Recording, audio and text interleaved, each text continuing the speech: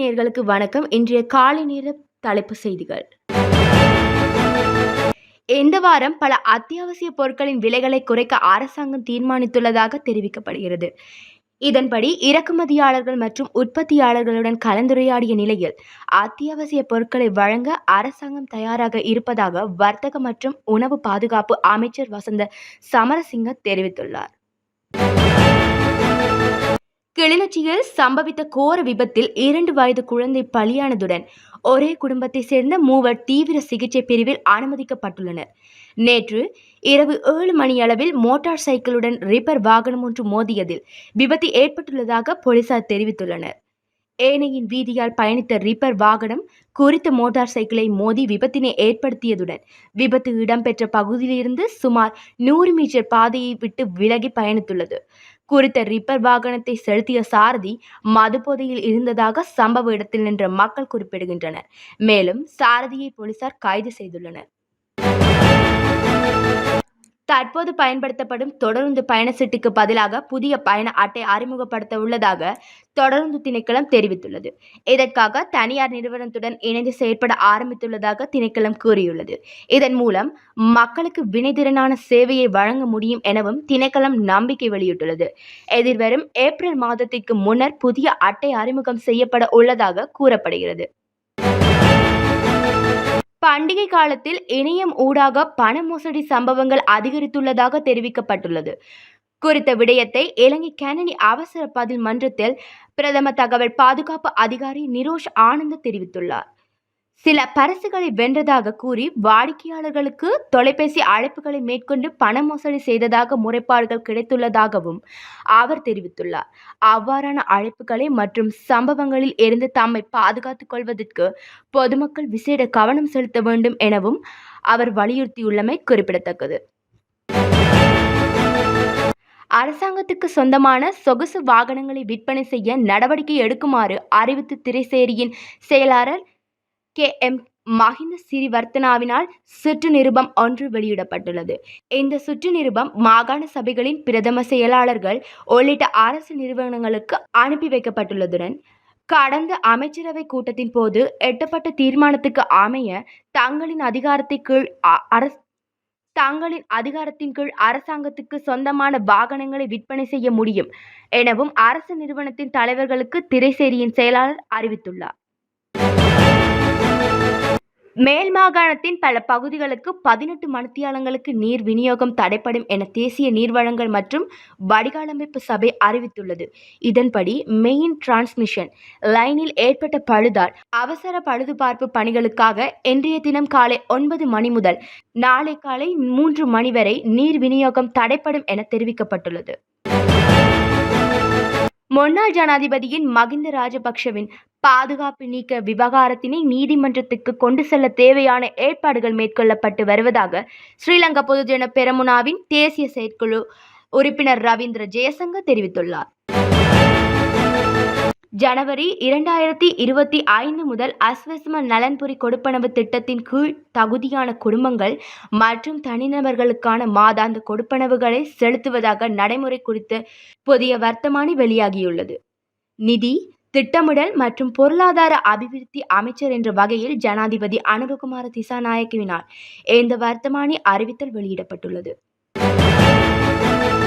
பாதுகாப்பு படைகளின் பிரதானி ஜெனரல் சுவேந்திர சில்வா இம்மாதம் 31ஆம் திகதியுடன் ஓய்வு பெறவுள்ளார். முன்னாள் ஜனாதிபதி ரணில் விக்ரமசிங்க அவரது சேவை காலத்தை 2024 டிசம்பர் 31ஆம் திகதி வரை நீடித்திருந்தார். புதிய அரசாங்கத்தின் கீழ் அவருக்கு பதவி நீடிப்பு கிடையாது என அரசாங்க வட்டாரங்கள் தெரிவிக்கின்றன. அதன்படி சுவேந்திர சில்வாவின் நீண்ட பாதுகாப்பு சேவை வரலாறு டிசம்பர் 31ஆம் திகதியுடன் முடிவடைந்தது. அவர் சேவையிலிருந்து ஓய்வு பெறவுள்ளார். தேசிய மக்கள் சக்தி அரசாங்கத்தின் காலத்தில் வடக்கில் படிப்படியாக காணிகளை விடுவிக்க முடியும் என்று நம்புவதாக வடக்கு மாகாண ஆளுநர் நா. வேதநாயகன் தெரிவித்துள்ளார். யாழில் அண்மையில் விடுவிக்கப்பட்ட காணிகளில் விவசாய நடவடிக்கை தொடர்பான கலந்துரையாடலும் பூணியன்காடு இந்து மயானத்தில் மர நடுகைகளும் நேற்றைய தினம் வயாவிலானில் நடைபெற்ற போது உரையாற்றுகையிலே அவர் இவ்வாறு குறிப்பிட்டார்.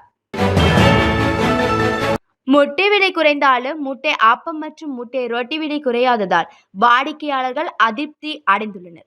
முட்டையின் விலை 25 தொடக்கம் 30 ரூபாவிற்கு கீழ் குறைந்துள்ள போதிலும் முட்டை ஆப்பம் மற்றும் முட்டை ரொட்டி ஆகியவற்றின் விலை முன்னை போலவே இருப்பதாகவும் அவர்கள் தெரிவிக்கின்றனர். முட்டை விலை அதிகரிக்கும் போது இந்த உணவுப் பொருட்களின் விலை உடனடியாக உயர்த்தப்படுவதாகவும் அவர்கள் கூறுகின்றனர். ஒரு முட்டையின் விலை 58 முதல் 60 ரூபாய் வரை இருந்தபோது முட்டை ஆப்பம் மற்றும் முட்டை ரொட்டி 130 முதல் 140 ரூபாய் வரை உயர்ந்தது. ஆனால் தற்போதும் அதே விலையிலேயே விற்கப்படுவதாகவும் அவர்கள் தெரிவித்தனர். போலாந்து பிரஜை ஒருவர் கடல் அலைகளால் அடித்து செல்லப்பட்ட நிலையில் சுழியோடி படை பிரிவினரால் மீட்கப்பட்டுள்ளார். அஹிங்கல்லா போலீஸ் பிரிவுக்கு உட்பட்ட அஹிங்கல்லா கடற்கரையில் நீராடி கொண்டிருந்த வெளிநாட்டு பிரஜை எதிர்பாராத விதமாக கடல் அலைகளால் அடித்து செல்லப்பட்டு நீரில் மூழ்கியுள்ளார். இதன்போது விரைந்து செயற்பட்ட உயிர் பாதுகாப்பு சுழியோடி பிரிவினர் கடலில் மூழ்கிய நபரை மீண்டு உடனடியாக முதலுதவி அளித்ததோடு மேலதிக சிகிச்சைகளுக்காக அவர் அருகில் இருந்த வைத்தியசாலையில் அனுமதிக்கப்பட்டுள்ளார். குறித்த நபர் சுற்றுலாவுக்காக இலங்கைக்கு வந்திருந்ததாக போலீசார் விசாரணையில் தெரியவந்துள்ளது. முல்லைத்தீவு மாவட்டத்தில் கப்பல் இறங்குதுறை ஒன்று இல்லாத நிலையால் தான் மியான்மர் அகதிகள் திருகோணமலை கொண்டு செல்லப்பட்டு மீண்டும் முல்லைத்தீவு கேப்பாப்பிலவிக்கு கொண்டுவரப்பட்டுள்ள அவல நிலைக்கு காரணம் என முள்ளியவாய்க்கால் மேற்கு வளர்மதி கடற்தொழிலாளர் கூட்டுறவு சங்க தலைவர் ஆறுமுக சிவனேஸ்வரன் தெரிவித்துள்ளார். ஜனாதிபதி நிதியில் முறைகேடு நடந்துள்ளதா என்பது குறித்த குற்றப்புலனாய்வு பிரிவினர் விசாரணைகள் ஆரம்பித்துள்ளனர். ஜனாதிபதி நிதியத்தில் இருந்து பணம் பெற்ற நாடாளுமன்ற உறுப்பினர்கள் மற்றும் அமைச்சர்களுக்கு எதிராக பொது பணத்தை பாதுகாக்கும் சட்டத்தரணிகள் அமைப்பு போலீஸ் தலைமையகத்தில் முறைப்பாடு செய்யப்பட்டது. இந்நிலையில் குறித்த முறைப்பாட்டுக்கு அமைய விசாரணைகள் மேற்கொள்ள உத்தரவிடப்பட்டுள்ளதாக போலீஸ் தலைமையகத்தின் சிரேஷ்ட அதிகாரி ஒருவர் தெரிவித்துள்ளார். சுனாமி ஆழிப்பேரலை ஏற்பட்டு 20 ஆண்டுகள் கடந்துள்ள நிலையில் இன்று தேசிய பாதுகாப்பு தினம் அனுஷ்டிக்கப்படவுள்ளது.